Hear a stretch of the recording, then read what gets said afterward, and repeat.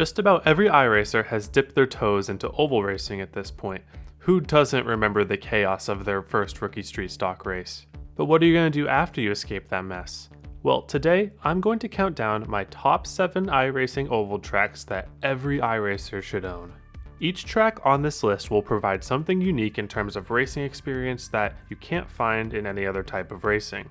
I also took into account how often these tracks are run so that you can get the most bang for your buck for how often you can race these tracks. But first, a couple honorable mentions before we jump into the list. First off, how could we pass over Daytona? Now, the reason I'm not including this in this list is because I assume the majority of people already own this in order to run the Daytona 24 or other road races on the Daytona circuit. If you don't already own this track though, running Daytona, whether it be the road configuration or the super speedway, is an essential for every iRacer at some point. Need some convincing? Go run a Daytona 2007 Pickup Cup for completely free with subscription. And the other honorable mention is going to be the Redacted Motor Speedway. I also believe that the majority of people own this already because of running the Redacted 500 and also other road races there. But if you don't already own this, the 4 distinct corners of this track, either in an open wheel car or a stock car, is a very unique driving experience that I recommend everybody try out. At number 7, we have Kansas Motor Speedway. This will be the first of 3 mile-and-a-half tracks on the list, but arguably the only cookie cutter mile-and-a-half on the list. What is a cookie cutter mile-and-a-half? Well, basically in the 90s and early 2000s, NASCAR built a bunch of mile-and-a-half ovals that were shaped in a D shape that all raced very similarly to each other with just some quirks that can differentiate them.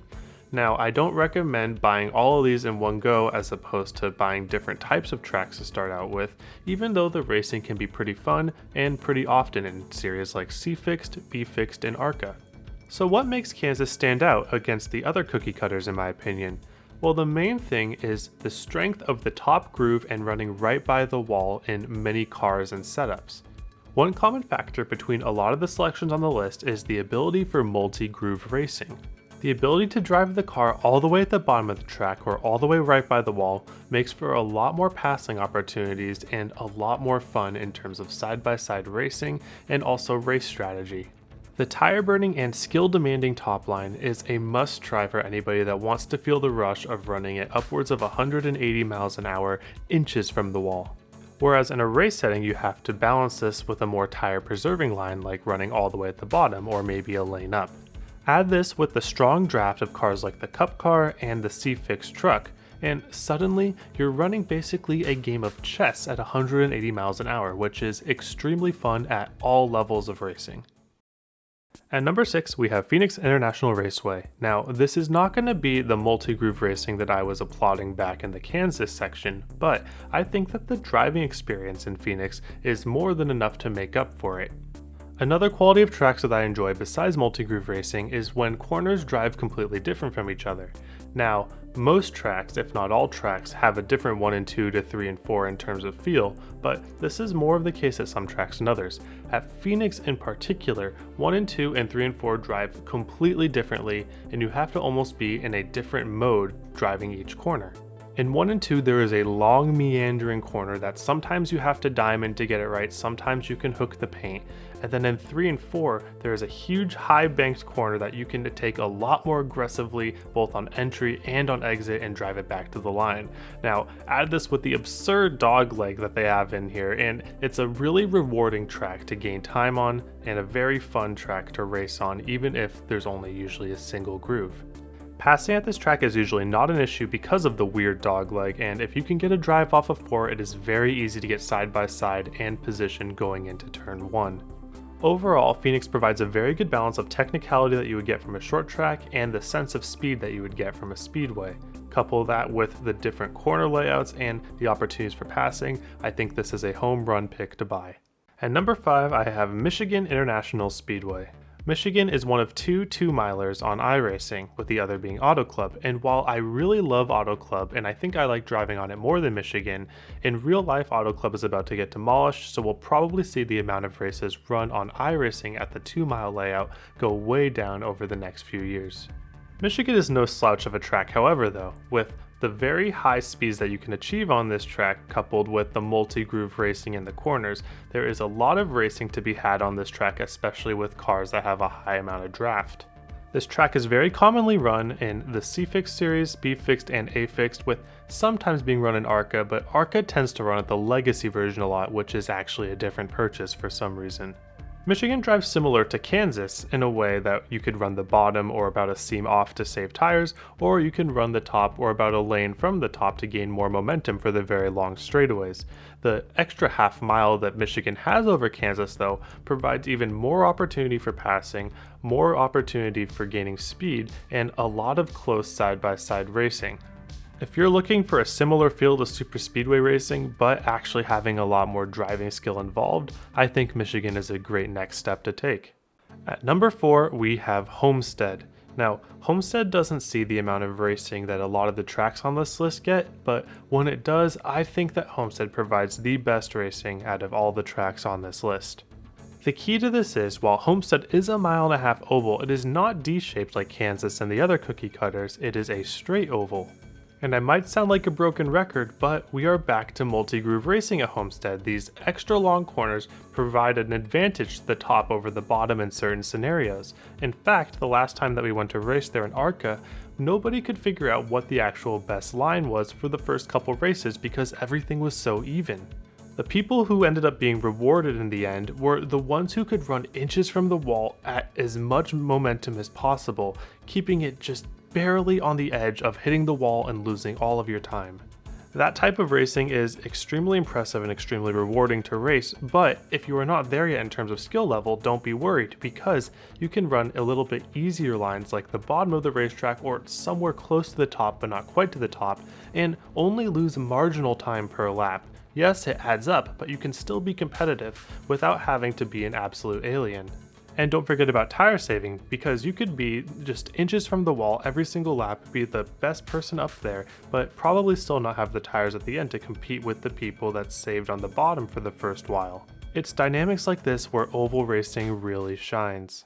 At number 3, we have Bristol. This is my true short track entry on the list, though its high banks makes it feel more like a speedway at times. I may be chewed out by some short trackers for not choosing some more traditional short tracks for this list, but I will admit that this is a pretty NASCAR-centric list. Bristol Motor Speedway is the epitome of on-edge racing at all times, never being able to take a break. The straightaways feel no longer than a few seconds, no time to even breathe it feels like, and it's this type of racing that really showcases how ovals can be physically demanding on top of mentally demanding. And even with all of that, there are some setups and situations where Bristol can become multi-groove as well. The bottom and the top both seem to be viable at different times, especially over the course of a long run. Though I will admit the passing is not the easiest at this track compared to some of the others on this list, mainly due to the amount of straightaway time that you have and how hard it is to throw a dive bomb when the banks are that high. A lot of the time though, the last thing you'll be worried about is passing, as you'll just be holding on for dear life, taking advantage of those making mistakes in front of you and trying not to become the person that makes the mistake yourself. All in all, it's an intense experience that I recommend that everybody tries at some point. At number 2, we have Atlanta. Atlanta I chose on this list because it combines two very different tracks into one, and both will see use in the schedule along the way, and both are fun in their own right. The first configuration is the new configuration, which is a glorified super speedway even though it's only a 1.5 miles. This type of draft pack super speedway racing is not quite the same as Daytona and Talladega, as you will need to manage tires a little bit as the run goes on for you to be able to make runs or passes at the end of the run, though you could keep up in the draft with pretty much no effort at any point in the run. This was especially fun in the ARCA car because for some reason, if you saved your tires up enough, you could actually drive away from the field, which was a very weird and rewarding experience for a super speedway race. But in series like A, B, and C, where it would probably come down to a green-white checkered finish, it'll just be the same super speedway racing as ever. All bets are off, probably 3-wide racing, everybody's close side by side, there will be a wreck, and everybody will be yelling at each other, but hey, that's super speedway and we wouldn't want it any other way.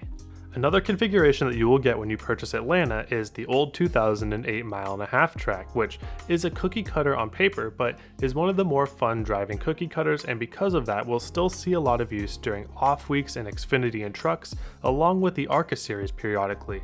There is a distinct lack of grip on this Atlanta configuration that many other ovals don't have, which makes the track a lot more fun to run a lot of the time as you're searching for grip, searching for lines. Sometimes the top will work, not often. What you'll usually want to work on is a very shallow entry to get the car in the right rear, or a very wide arc to preserve your right front.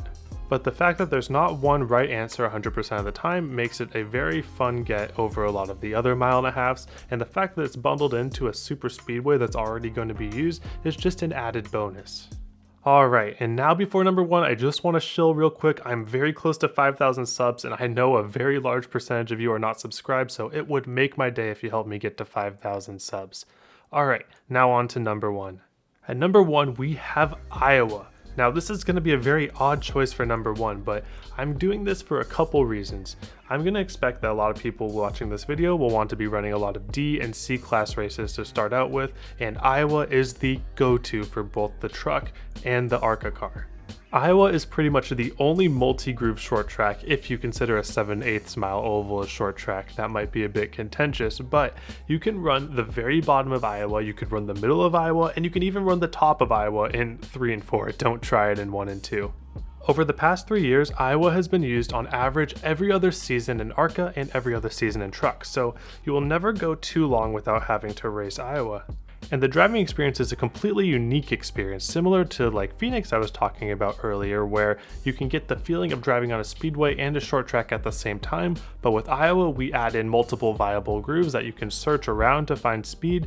The best line will shift around as the run goes on and tires wear, and overall it's just a very fun and engaging race to be a part of.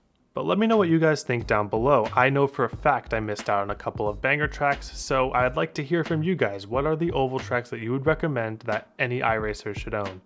Alright, thanks for watching. I hope you all have a wonderful day, and I hope to see you all on the track.